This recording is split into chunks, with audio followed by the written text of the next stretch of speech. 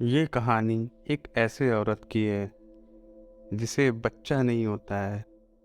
उससे मिलने के लिए एक बाबा आते हैं। उसे बच्चा पाने का तरीका बताते हैं। वो क्या करती है और कैसे एक काली डायन बन जाती है, और गांव वाले कैसे उस यह कहानी एक काली डायन की है। काली डायन इस कहानी का नाम है। दोस्तों, यह कहानी बनाकर नहीं लिखी है। यह कहानी एक सचमुच की घटना है जो कि मैंने अपनी दादी से सुनी है और बहुत पुरानी है। कुछ लोगों का मानना है कि भूतों का कोई अस्तित्व नहीं होता। आप लोग जानते हैं, भगवान का अस्तित्व होता है तो भूतों का क्यों नहीं। सभी ने रामायण और महाभारत जैसे ग्रंथों को पढ़ा या किसी ने सुना होगा कि भगवान जब इस धरती पे थे तब भी भूत पिशाच हुआ करते थे। भगवान निरंकार है। निरंकार का अर्थ होता है जिसका कोई आकार न हो। जो लोग जिस रूप में भगवान को पूजते हैं, भगवान उसी रूप में उन्हें दिखाई देते हैं। तो प्रेम से बोलिए, भक्त और भगवान की जय। और समय व्यर्थ न करते हुए मैं आपको कहानी की ओर ले चलता हूँ। बात बहुत पुरानी है। तब पानी से ज़्यादा साधन नहीं हुआ करते थे। लोग बावड़ी, तालाब आदि से पानी पिया करते थे। तो यह कहानी भी एक तालाब की है जो कि उस काली डायन के जादू से अमृत से जहर बन गया था। यह डायन कैसे बनी, कैसे इस तालाब का पानी विष बन गया, मैं यह कहानी आपको बताता हूँ। एक गांव में एक औरत के कोई बच्चा नहीं होता है। वह औरत गांव के मुखिया की पत्नी थी। उसके शादी को काफी समय हो गया था। सब लोग उसे बाज कहते थे। सारे गांव उसका मुंह भी नहीं देखना चाहता था कि इसका मुंह देख लिया तो पूरा दिन बेकार चला जाएगा। पर मुखिया की पत्नी थी, इसलिए लोग थोड़ी बातचीत कर लिया करते थे। एक दिन गांव में एक फकीर बाबा भिक्षा मांगते हुए आ पहुंचे। तो वह बातों ही बातों में उसका हाथ देखने लग जाते हैं और कहता है, आपको बच्चा नहीं है ना? वह बोली, आपको कैसे पता चला? वह बोला, हम हस्तरेखा में निपुण हैं और हाथ देखकर यह बता सकती हैं कि क्या होने वाला है, क्या होगा। वो बोली, अच्छा, तो यह बताओ कि मेरा बच्चा कब होगा? तो उसने कहा, आपको भगवान ने बच्चे तो नहीं दिए, पर मैं एक रास्ता बताता हूँ। वह सुनो। अमावस्या की रात किसी एक ऐसे लड़के की बलि पीपल के पेड़ के नीचे दो जो अपने माँ बाप का एक लौता पुत्र को, और उसके खून से अपने बाल धोना। फिर कहना, ए प्यासी आत्माओं, यह बलि मेरी तरफ से स्वीकार करो और मुझे एक पुत्र दे दो।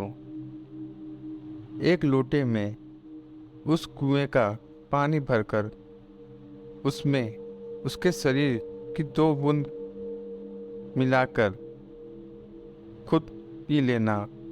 उस लड़के के सिर के बाल अपनी साड़ी के गांठ बांधकर रखना।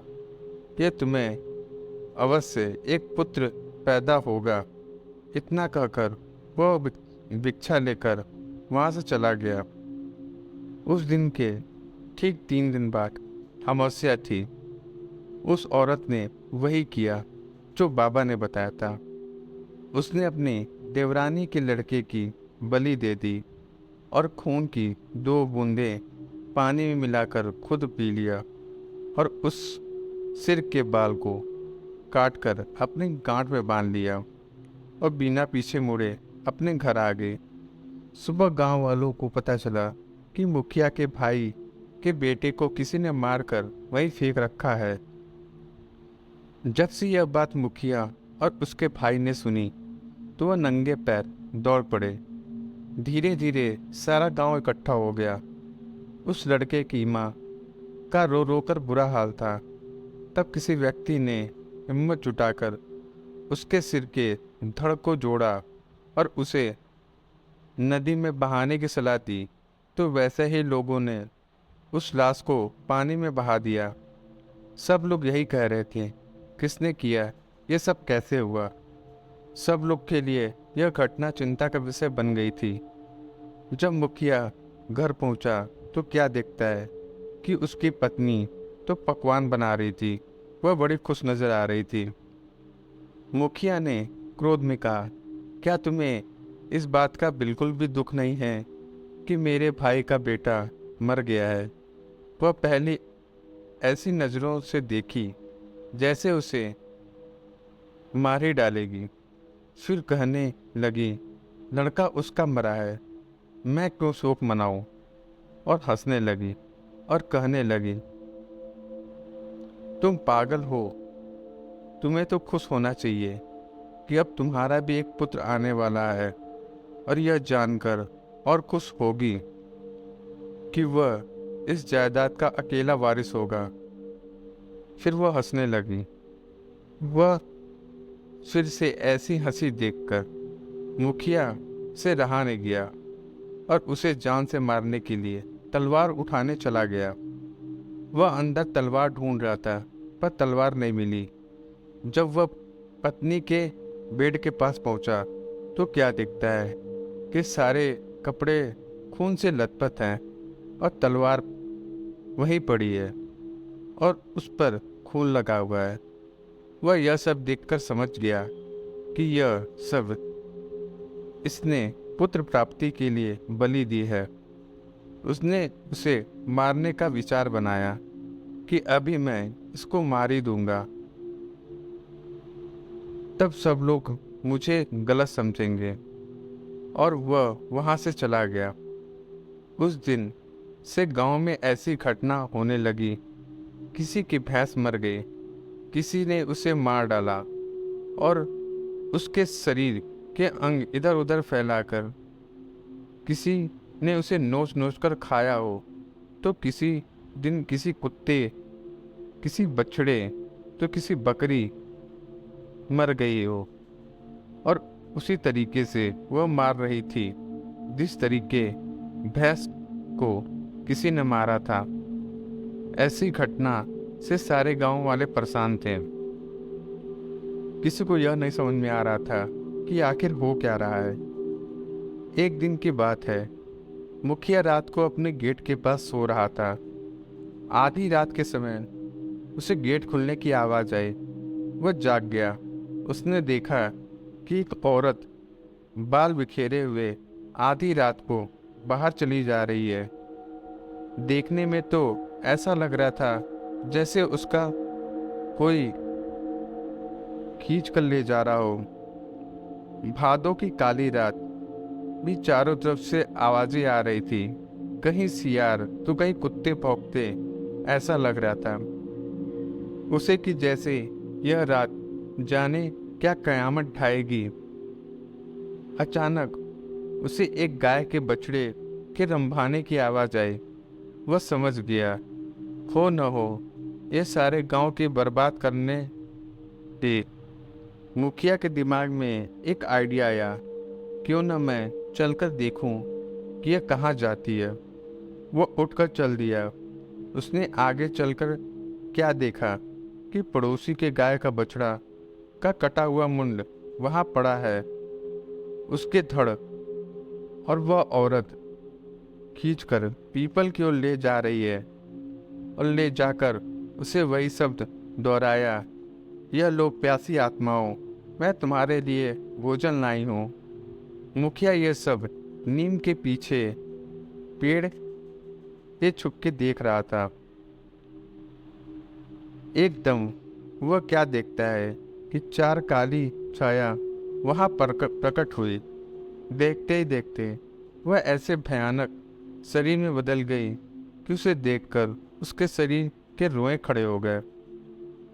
उसके ये बड़े बड़े दांत, लाल लाल आंखें, शरीर पूरा जला हुआ, बड़े बड़े नाखून, आंखें तो ऐसी चमक रही थी कि बार बार बदलने वाली लाइट जल रही हो। इतना भयानक दृश्य उसने अपनी जिंदगी में कभी नहीं देखा था। वह क्या देखता है वह चारों भूत और उसकी पत्नी उस लाश को खाने लगे, दोनों हाथ से लपालप, जैसे कोई भूखा व्यक्ति खाने पर टूट पड़ा हो। यह सब देखकर मुखिया के पैर के नीचे से जमीन खिसक गई कि उसकी पत्नी एक डायन है। जब उन्होंने सारे मांस को नूच नूच कर खा डाला, तब उसने एक भूत की एक बात सुनी और कहा कि बस 3 दिन बाद फिर अमावस्या है और हमारी शक्ति उस दिन बढ़ जाएगी। तब हम तुम्हें पूरी शक्ति सौंप देंगे और तुम अपनी मर्जी से कुछ भी कर सकती हो। तुम गांव वालों को अपने उंगली पर नचा सकती हो। उसने यह सब सुनकर सारे गांव वालों चोरी चोरी जगा करके कहा, देखो मैं तुम्हें बताता हूँ कि तुम्हारी बर्बाद एक डायन की वजह से हुई है। और यह सब कहा कि अपनी अपनी लाठी उठाओ और चलो मेरे साथ। आज उस डायन का अंत हम सब मिलकर करेंगे। और सब भागते हुए उस पीपल की ओर चल दिए। सारे गांव को एक तरफ आता देख सारे भूत तो गायब हो गए, पर वह डायन वहीं खड़ी रह गई। मुखिया की पत्नी को इस हालत में देखकर सारे गांव वाले के होश उड़ गए। वह रुक गए। मुखिया उसका यह तमाशा देख रहे थे। वह चीखती रही, चिल्लाती रही, मुझे ऊपर निकालो, मुझे पानी पिलाओ, पर किसी ने उसकी सहायता नहीं की। मैं तुम्हें छोड़ूंगी नहीं। 2 दिन तक उसकी लाश यूं ही लटकती रही। तीसरे दिन अमावस्या थी। उस दिन रात के बाद उस लाश का पता नहीं चला कि कहाँ गई। उसकी लाश, जबकि कुआं बिल्कुल सूखा था, उस बात को काफ़ी टाइम हो चुका था। लोग उसके बारे में पूछ चुके थे। कुछ दिन बाद ऐसी खबर सुनने को मिली कि उस कुएं से आवाज़ आती है। कभी वह बात बात सुनाई पड़ती है, मैं तुम लोगों को पानी पीने के लिए तड़पा दूंगी। और सभी रात में मंत्रों का आवाज़ें आती। लोग उस रात को समझ रहे थे। सुबह जब लोग उन्हें कहा पानी नहीं, यह सब देखकर लोग आश्चर्य में पड़ गए। पानी गया कहाँ? तब उसमें से एक अजीब सी आवाज़ आई, कहा था ना कि मैं तुम लोग को पानी के लिए तरसा दूंगी। मैं तुम सबको पानी नहीं पीने दूंगी, मोहताज कर दूंगी एक एक को पानी के लिए। अब गांव वाले परेशान हो गए। उसके पास पानी खत्म हो गया था। दूसरे गांव से पानी लाना पड़ता था। पानी न बरसने के कारण कुआं भी सूखने लगा था। तब उस गांव के मुखिया ने उन्हें पानी भरने के लिए मन कर दिया और कहा, तुम्हें जो किया है उसके लिए हम क्यों दुख झेल रहे हैं, अब उसे भुगतो। कभी कुएं में पानी आ जाता तो कभी नहीं। जब गांव वाले प्यास से परेशान हो गए तो कुछ लोग ने उससे पानी खींच लिया और उसे जैसे ही पिया उसका शरीर पूरा थरथरा गया। किसी को चर्म रोग हो गया, किसी के हाथ पैर गलना शुरू हो गया। यह भयानक दृश्य देखकर और लोगों ने तो उसे छुआ तक नहीं। अब गांव वालों का बुरा दशा हो गया था। सब लोग भगवान को याद करने लगे कि भगवान, यह सब किस जन्म का पाप की सजा मुझे दे रहे हो। तो बस चारों तरह हाहाकार मच गई। उस दिन गांव में तो जैसे मातम छा गया था। दूसरे दिन सुबह मैं गांव से एक बाबा को आता हुआ देखा। सफ़ेद वस्त्र में थे, तिलक हाथ में कमंडल, एक हाथ में माला, बस राम का नाम लेते हुए चले आ रहे थे। सब गांव वालों ने उस बाबा को आते देख सब लोग उनके चरणों में गिरे और कहने लगे, बाबा, हमें इस संकट से बचाओ। बाबा ने कहा, क्या बात है, आप सारे गांव वाले इतने परेशान क्यों हो? तो बाबा को मुखिया ने सारी बात बताई। तब बाबा ने कहा कि मैं तुम्हारा इस काम में अवश्य मदद करूंगा, और कहा, मैं कल अपने शिष्य विराट को लेकर आऊंगा, क्योंकि इस काम के लिए मुझे एक सद्भाव और ईश्वर पर विश्वास करने वाले व्यक्ति की जरूरत है, और वह बुद्धिमान में भी निपुण है। आप लोग धैर्य रखिए, मैं अवश्य वापस आऊंगा। यह कहकर बाबा वहां से चले गए। दूसरे दिन सूर्य उदय होने से पहले वह अपने शिष्य विराट के साथ उस गांव में पहुंच गए। सब लोग ने बाबा को प्रणाम किया। बाबा ने कहा, कुछ लोग जाके पूजा का सामान लेकर आओ, मैं यहाँ पर हवन करूँगा। और अपने शिष्य से कहा कि तुम इस कुएं में अंदर जाके कुछ डायन का अंत करोगे। और हमीन, तुम ध्यान रखना, मैं रखने वाली बातें बताता हूँ कि इस कुएं में उतरने से पहले तुम सच्चे मन से भगवान का स्मरण करके बिना मुंह में पानी जाए तुम नीचे पहुंच जाओ, और वहां तुम्हें इस कुएं की गहराई यानी पाताल तक पहुंचना पड़ेगा। ध्यान रहे, इस काम में सूरज डूबने से पहले ही ख़त्म करना पड़ेगा, क्योंकि दिन डूबने के बाद आत्माओं की शक्ति बढ़ जाती है। ध्यान रहे, सबसे पहले डायन के बाल काटने हैं, उससे वह कमज़ोर पड़ जाएगी, और जब वह पूरी तरह कमज़ोर पड़ जाए तब भगवान का नाम लेकर यह खंजर जो मैं तुम्हें दे रहा हूँ, इसको उसके उससे मार देना और उसके शरीर को जला देना, और मैं यहाँ यज्ञ करके तुम्हारी मदद करूँगा।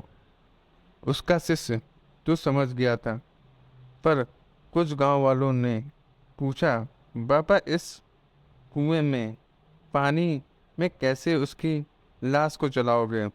तब बाबा ने बताया कि वह पाताल लोक में अपने घरों की तरह रह रही है, वहाँ भी आत्माओं और भूत प्रेतों के घर हुआ करते हैं। तब गांव वाले समझ में आया। बाबा ने अपने शिष्य से कहा कि अब देर मत करो, तुम जल्दी जाओ। अपने शिष्य तब उनका शिष्य ने भगवान का नाम लेकर उस कुएं में कूद गया, और इधर बाबा मंत्रों से यज्ञ करने लगे। तब विराट वहां पहुंचा तो क्या देखता है, काफी बड़ा खंडहर, और कहीं से मंत्रों की आवाज आ रही है। तो वह जाकर क्या देखता है, एक बाल बिखेरे हुए एक औरत आहुति आग में दिए जा रही है। जैसे ही वह उसके पास पहुंचा, उसे पता चला, और वह पीछे मुड़कर देखा, बोली, कौन हो तुम और यहाँ क्यों आए हो? वह बोला, मैं विराट हूँ, और मैं गांव वालों की तरफ से हूँ, तुम्हें यहाँ मारने के लिए आया हूँ। वह हंसी, तुम मारोगे मुझे, साधारण मनुष्य? गांव वालों ने तुझे भेजा और तू मरने चला आया। जा, लौट जा और अपने प्राण बचा ले मुझसे, वह नहीं तो वह बोला, नहीं तो क्या मुझे मार डालोगी? वह बोला, समझदार हो, तुम अपने प्राण बचाना चाहती हो तो इस गांव को और इस कुएं को छोड़कर चली जाओ, नहीं तो मुझे मारना होगा। उसके इतना कहकर जैसे ही उसको ऊपर मारने का झपटा, वह एकदम से गायब हो गए, और उसका वार खाली निकल गया। अब उसे उसकी आवाज़ सुनाई दे रही थी। अब क्या करे, उसके पीछे उसे बार बार उसे ऐसी मारा कि उसके सिर दीवार से टकराया और बेहोश हो गया। तभी उसे उसके गुरु की आवाज़ सुनाई दी, बेटा अपनी आत्मा की शक्ति से देख और भगवान का ध्यान लगा, तुझे सब कुछ नजर आएगा। उसे भगवान का ध्यान करके आँख खोली। उसे वह डायन दीवार में छुपी हुई नजर आई और उसके बाल दिख रहे थे। तभी उसको गुरु की बात ध्यान आया तो उसने झट से उसके बाल काट दिए। वह झट से उसको मारने के लिए खंजर उठाया तो वह गिड़गिड़ाने लगी कि तुम आदमी हो, मैं औरत हूँ, मैं नियति हूँ, तुम मुझे छोड़ दो, और रोने लगी। बाल काटने से उसकी सारी शक्ति कमज़ोर पड़ गई थी। पहले तो वह उस पर दया आया, पर जब गांव वालों के दुख का याद आया तो उसने देर न करते हुए वह खंजर उसके सीने के बीच उतारा और उसे अग्निकुंड में उसके शरीर को जला दिया। उसकी आत्मा चीखती चिल्लाती हुई, मैं वापस आऊंगी, मैं वापस आऊंगी, उस कुएं से ऊपर निकल गई। जब गांव वालों ने वह आत्मा देखी तो वह लोग डर गए। तब बाबा ने कहा, अब कोई डरने की बात नहीं है, अब इसका शरीर खत्म हो चुका है, अब यह तुम्हारा कुछ नहीं बिगाड़ सकती। तभी विराट कुएं से बाहर आया। तब गांव वालों ने उसे बधाई दी और कहा कि अगर तुम न होते तो पता नहीं हमारा क्या होता। तब विराट ने कहा, यह सब तो भगवान की कृपा है। तब बाबा ने गांव वालों से कहा, अब तुम खुशी खुशी इस गांव के कुएं का पानी पी सकते हो। सभी गांव वाले ने पानी पिया और बाबा को आदर सत्कार किया। तभी जोर जोर से बदले हुए और पानी बरसने लगे और गांव वाले खुशी से झूम उठे। उस गांव में फिर से खुशहाली आई। दोस्तों, तो ये थी काली डायन की असली कहानी। तो आपको पता होगा कि आप लोग को कैसी लगी, पर मनुष्य एक खुशी के लिए इतना हत्याएं करें, वह खुशी नहीं खुद खुशी है, क्योंकि ऐसे लोग को भगवान कभी अपनी शरण में नहीं देता। क्या पता वह बाबा ही भगवान ही बनकर आया हो। तो दोस्तों, आपको ये मेरी कहानी कैसी लगी? अगर आपको अच्छी लगी हो तो कृपया करके मेरे इस वीडियो को लाइक कर दें और चैनल को सब्सक्राइब कर दें, ताकि ऐसी ही कहानियाँ मैं आप लोग को बीच लाता रहूँ। धन्यवाद।